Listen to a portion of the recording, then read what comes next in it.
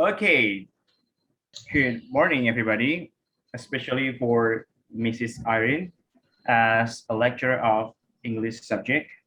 In this occasion, we are Team One. We would like to show up about our discussion.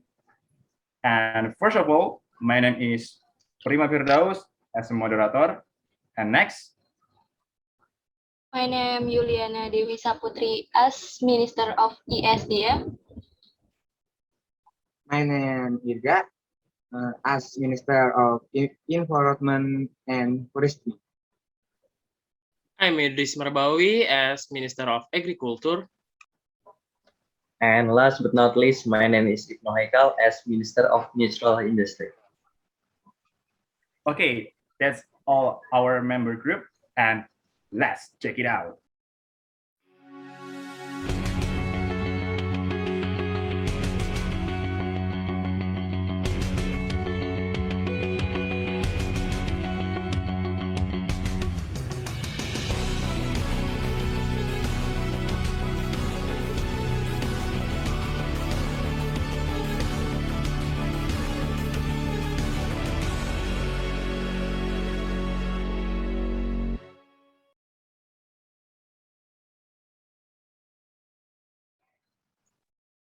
Good morning. Welcome back with me, Prime, in the Prime Eye Talk Show. First of all, Indonesia has abundant vegetable sources, while the potential can be used to benefit Indonesia. The complicated dynamics that hand the existence of this utilization have made it a place to show off from various sectors. I am Prime as the presenter. Today, I will guide the discussion with the theme bioenergy versus food sustainability. Meanwhile, I have invited several expert sources who are able to provide their mind. Okay, the first guest is Mrs. Yuliana Dewi Saputri as the Minister of SDM. Good morning, ma'am. Good morning, Mr. Prime. How is it today? Thanks God I am so energetic today. While when I just received an invitation to come here from you, I immediately come here without thinking anymore. Wow, I'm glad to hear that. Okay, for my next guest is Mr. Idris Marbawi. And do you know what his position is? Hmm, as Minister of Agriculture. How are you, sir? Yes, this morning I just recently checked my condition. The result was that I'm healthy. Haha, how about you, Mr. Prime? I'm very happy to be as a minister like you, sir. Yes, I'm good enough today, sir. Does it mean that you always have a regular healthy checks? Yes, as you see, no one knows about it, saving for rainy day. Amazing! Do you like vegetables too? I really like it because that's my job. Hahaha. Well, that's so funny. Just because you are in agriculture, so you like it too. Okay, goes to Mr. Irga as the Minister of Environment and Forestry. I just recently looked at your smile. Huh? Does it mean you are in good condition? Well, as you can see, I am in the good tips and also very happy to be invited here you. Glad to hear that. And for the last speaker, he is Mr. Ibnu Haikal Elhadi as Minister of Industry. I heard that you are very enthusiastic about exercise. You managed to lose weight, right, sir? Yes, Mr. Prime, with my new healthy lifestyle like sports, I managed to be slim right now. Thank you for your presence today. All my great guests. Without further ado, let's start our discussion today. First of all, I want to talk with you, Mr. Irga. I just recently heard from several news that Indonesia, our country, in the 2019 become the third largest biofuel producer in the world in producing 77 terawatt hours of electricity. Wow. Only behind the United States 33 terawatt hour and Brazil 276 terawatt hour. Yes, oil palm is the large contribution to bioenergy in Indonesia, which is 38.8% of the total, above the rice look 30.8%, rubber 8.5%, less 3.3%, and the wood 4.1%. Wow. Listen to Mr. Irga. What do you argue, Minister of Industry? Yes, I totally agree that Indonesia has abundant raw materials. For example, on the islands of Sumatra and Kalimantan, which are known as the largest palm oil producer in Southeast Asia, as this has become one of our focuses in industrial sector. Knowing this, what is your opinion on energy consumption, Mrs. Yuliana? Yes, I think that is a development that Indonesia should be proud of and improve upon.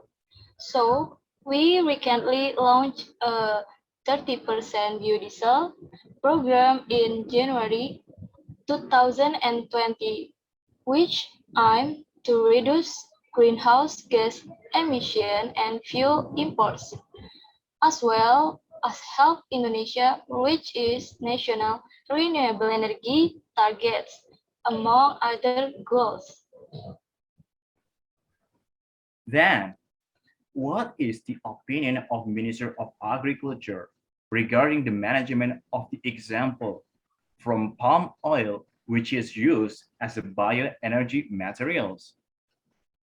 Okay, thank you, Mr. Prime. So, it is true that the potential for bioenergy in Indonesia is very large, but keep in mind that the raw materials for bioenergy are the same as the material used in food.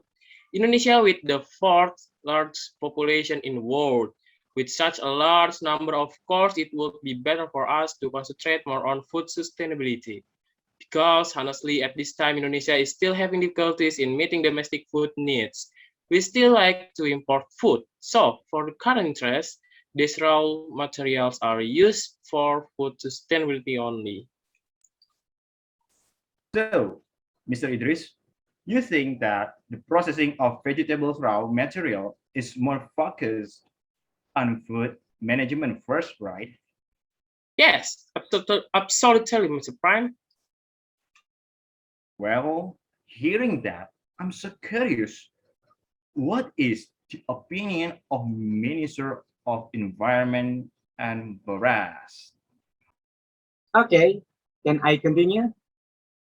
Regarding the management of oil palm so far is looking to be going very well because every day the oil palm field they are continue to be taken for the needs of the community as well as the state. When view from the side of the managing palm oil as bioenergy as well as biodiesel.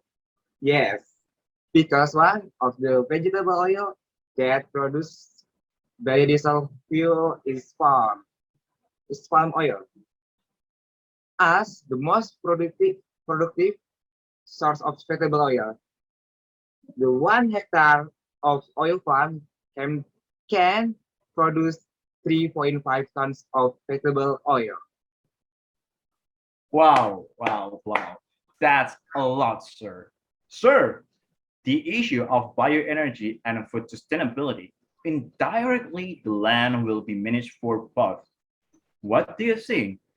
Is the land used for these two things still within reasonable limits?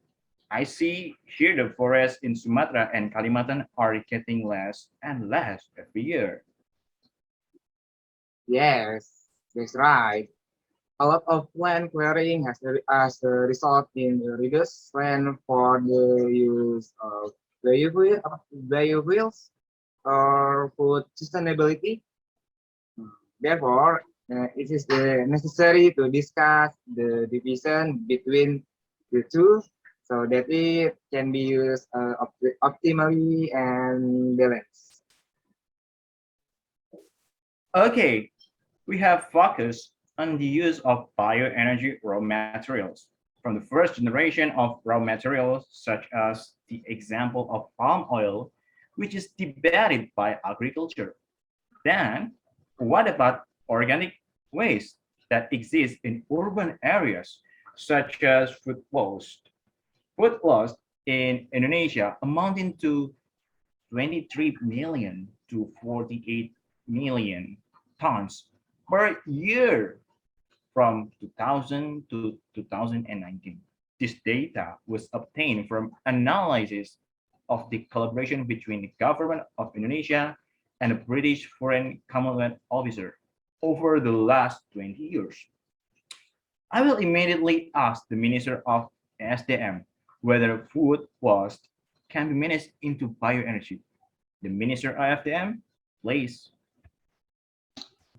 Well, Mr. Prime, it's like this. Sometimes we don't know that there are many things that can be used from leftover food or things that we consider as garbage. Biological material which is usually considered as waste and is often destroyed by burning is called biomass. Biomass. The biomass can be processed into biocharcoal, which is a fuel that has a high calorific value and can be used in everyday life. In addition, the use of waste as a raw material in biomass technology is currently being intensified to be processed so that it can be used as an energy source, or oil palm cells that are used as briquettes, which researchers are currently starting to look at. All right. It turns out that after we look deeper, there are still many sources of bioenergy to be created. Next, according to the industrial point of view, what is the opinion of the minister that I'm regarding this bioenergy? Hmm. It's okay, sir. Actually, biodiesel production in Indonesia is still facing a number of problems. There are a number of factors that hinder the development of biodiesel production and utilization in Indonesia. At first, biodiesel production is not growing well because the existing policy framework is not mutually supportive. Second, biodiesel production technology in Indonesia still brings some technical problems, so that biodiesel production is not as simple as expected. The biodiesel production is still not able to increase the content of the mixture of vegetable oil in fossil fuel oil from B20 to B30. And third, in terms of the supply chain, some biodiesel production still depends on the supply of crude palm oil from various sources whose quality often does not meet standards. And there are several other factors. That is. It turns out that from the biodiesel processing itself, there are still some shortcomings. Sir.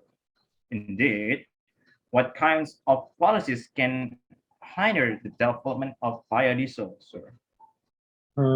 It is based on the division of areas between the central government and local government in energy development in Indonesia.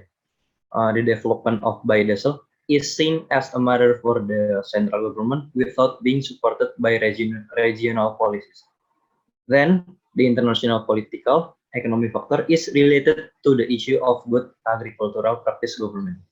Since 2030, the European Union has implemented an anti-dumping policy on biodiesel from Indonesia because biodiesel from Indonesia is suspected of receiving subsidies, even though the World Trade Organization won Indonesia's lawsuit over the EU policy. Biodiesel from palm oil faces the problems of product traceability. Thus, the biodiesel market in Indonesia only relies on a limited domestic product through PT Pertamina within the framework of a public service obligation, or we can say PSO. I think in terms of policies, both national and international, it is also a problem for the development of bioenergy itself, especially biodiesel in Indonesia. Yeah, that's right, Mr. Prime. And regarding the biodiesel in processing technology, many innovation and developments are still needed in order to achieve perfect blending results. It is hoped that all researchers, especially students, will continue to innovate in the field of bioenergy. By the way, we discussed palm oil as a bioenergy material with all its advantages and disadvantages for processing in Indonesia. Then, what if abundant palm oils becomes a cheap and easy to find food source for Indonesia? Okay, let's call the next speaker, Mr. Idris. Okay, this has been done a long ago. The problem here is that oil palm lands in Indonesia are still partially owned by foreign entrepreneurs. This is what makes it a little difficult for stable palm oil price, and welfare between customer and producer has not materialized. Plus, the market system that makes it more difficult to manage palm oil if it is sold domestically. Entrepreneurs prefer to export the palm oil, not to mention the problem of illegal logging which caused forest fires, which always makes the Minister of Environment and Forestry dizzy. Apart from that, Indonesia is still the world's largest producer of palm oil. It is only the management that must be improved so that everyone can feel the result of the palm oil. Okay, we may enter in the end section as far as our discussion is concerned. But wait, I would like to add some conclusion. Indonesia and its abundant natural resources has a great potential in both the energy and food sectors. Well, it feels like the slogan of Indonesia is a rich country. I have heard it since I was little, but how rich is it? Only a few people feel bioenergy is a future breakthrough that has the opportunity to be controlled by Indonesia. Indonesia food sustainability with an agriculture country is definitely a challenge. Both bioenergy and food sustainability are goals that must be achieved by coordination, cooperation, and choosing which one should be a priority for this goal. Therefore, what we have in Indonesia should be managed properly and by the right hands. It takes a lot of innovation from technological development to develop what already exists in our country in the field of energy, food, and others. Okay, now we are at the end of the event. Thank you all the speakers who present at this talk show and the audience who watch this event. And I have a quote this morning. There is no obligation on the battlefield to be managed because winning is the only goal. So that's all our performance for the team one. And yeah, I'm so sorry. And we would like to say sorry for some mistake. And thank you. Bye bye. Thank you, and I'm sorry. Bye bye. Okay, guys.